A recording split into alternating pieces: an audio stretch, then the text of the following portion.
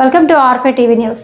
రేవంత్ రెడ్డి సీఎంకు అర్హత లేని వ్యక్తి అని మహబూబ్నగర్ జిల్లాలో నిలువునా ముంచేశాడు. అలాగే రేవంత్ రెడ్డి మీద బట్టి విక్రమార్క మీద రేవంత్ రెడ్డికి అనుమానంతో ఉన్నారని, ఈ ఇద్దరు ఎవరిని కలవనివ్వరు. మా రిటైర్డ్ ఉపాధ్యాయుల సమస్యలు చెబుదామంటే ప్రజాభవన్ కు గాని సెక్రటేరియట్ కి గాని రానివ్వరు. కేసీఆర్ ప్రభుత్వం వచ్చాక ఉమ్మడి మహబూబ్ నగర్ జిల్లాకు నీళ్లు సాగు రంగం పెరిగింది. దీంతో వలసలు తగ్గి బడుల్లో చేరే పిల్లల సంఖ్య పెరిగింది. ఈ కాంగ్రెస్ ప్రభుత్వం వచ్చాక మళ్లీ నీళ్లు రావడం బంద్ అయ్యాయని తెలిపారు. అగ్రికల్చర్ పరంగా, ఇండస్ట్రీస్ పరంగా జిల్లాకు వస్తుందని కుర్కులాడి చేతుల 10-20 వేలు ఖర్చు పెట్టి గెలిపించినాం.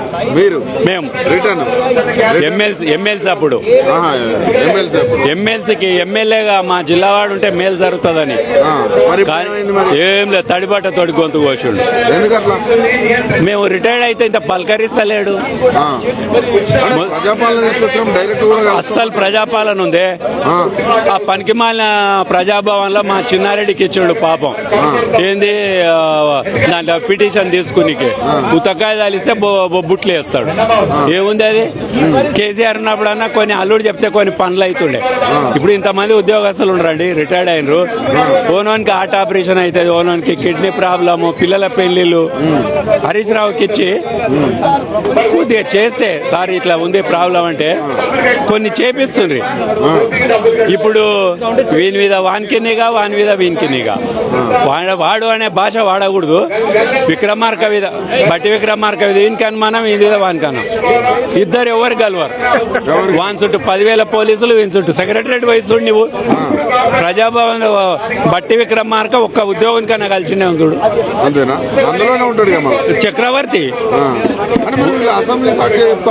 వాళ్ళు మస్తు చెప్తారు. మీ మీడియా దొంగ మీడియా ఉంది. ఈటీ ఓడు, ఏబిఎన్ ఓడు, TV5 ఓడు, TV9 ఓడు, వీళ్ళు కూడా దొంగలే. వీళ్ళకింత పర్సెంట్ ఉంది. ఇంతమంది 15,000 మంది. అవునండి, ఇంత సమస్యను వీళ్ళు ఎవరైనా కవర్ చేస్తున్నారేమో చూడు. ఏం చేయరు. వాళ్ళకి 7% వస్తుందో ప్రభుత్వాన్ని గురించి చెప్తారు. మేము ఎంతమంది టీచర్లం అండి, ప్రతి ఊర్లో ఉన్న వాళ్ళం. మేము ప్రభుత్వం గురించి చెప్పాం.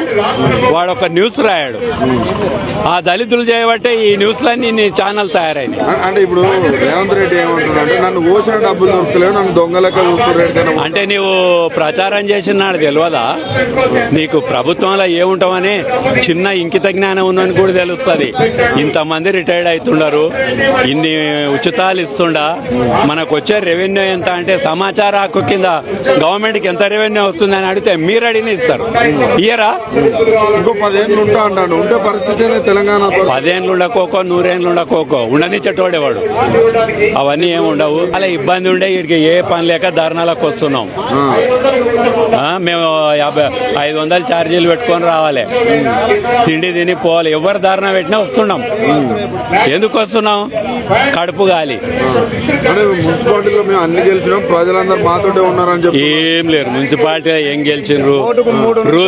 రూలింగ్ పార్టీ ఉంది కాబట్టి నీకు ఏడైనా కూడా ఉద్యోగస్తులు ఉన్న కాలనీల మొత్తం యాంటీ కాంగ్రెస్ గెలిచింది.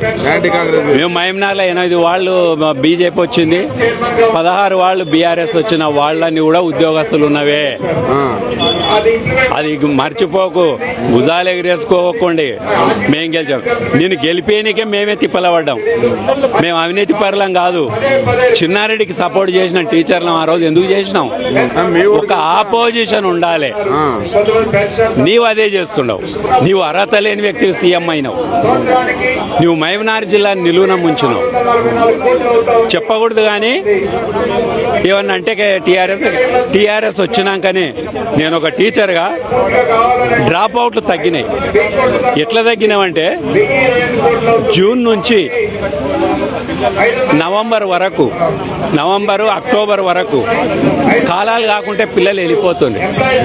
ఒక క్లాసులో 30 మంది ఉంటే మించుమించు 10 నుంచి 15 వలస అవుతుంది. కాలాలు కాక, నీళ్లు లేక, పొలాలు కూళ్ళు దొరకక. నిజంగా 18 నుంచి మహబూబ్నగర్ జిల్లాలో జడ్చర్ల నుంచి తీసుకుంటే హైవే పోంటి అలంపూర్ వరకు left side right side full irrigation అయింది. ఇరిగేషన్ ఏ స్కూల్లో వయసు చూసినా నిండు ఉంటారు పిల్లలు. డ్రాప్ అవుట్ తగ్గిపోయింది. మరి ఈయన వచ్చిన ఇది టెక్నికల్ గా నేను చెప్పగలుగుతున్నా. ఇప్పుడు ఈయన వచ్చిన తర్వాత ఏమి కాలేదు, అదే దానిలో నీళ్లు కొడుతున్నారు. ఆ రోజు మేము అక్కడనే పనిచేస్తున్నాం టీచర్గా. తెల్లారులో హరీష్ రావు కాళ్ళల పొంట తిరిగి దురస్త చేపించి చెర్లన్నీ నింపాడు. ఇవాళ వనపర్తి జిల్లా కానీ, దేవరకద్ర కాన్స్టిట్యున్సీ కానీ, గద్వాల కానీ, మక్తల్ కానీ, మైబనార్ సమ్ పార్ట్స్ ఇవన్నీ కూడా ఫుల్ ఇరిగేషన్ అయినాయి. నాగర్ కర్నూలు కానీ చూస్తున్నారు కదా ఎట్లుంది రైతుల పరిస్థితి. అవి చేసిందే వచ్చినందుకు. వీళ్ళు వచ్చి కొత్తవి చేస్తున్నారు, ఏది లేదు దొంగలు. వీళ్ళు ఏందండి మొత్తం అవినీతి చేసుకుంటారు. బిల్స్ పాస్ చేసి వానికి వచ్చే పర్సెంట్. దీంట్లో నేను రామకృష్ణారావు చీఫ్ సెక్రటరీ మీద తీవ్ర ఆరోపణలు చేస్తున్నాం. ఎంత దొంగ అంటే మేము మంచోడు అనుకున్నాం. మా గద్వాల సబ్ కలెక్టర్ ఉండే, మేము టీచర్గా చేస్తుంటే చాలా మంచి వ్యక్తి ఉండే, బళ్ళు విజిట్ చేస్తుండే, మంచి సూచనలు ఇస్తుండే. అలాంటిది బీఆర్ఎస్ వచ్చినాక ఫైనాన్స్ సెక్రటరీ ఉండి మొత్తం తప్పుడు సూచనలు ప్రభుత్వానికి.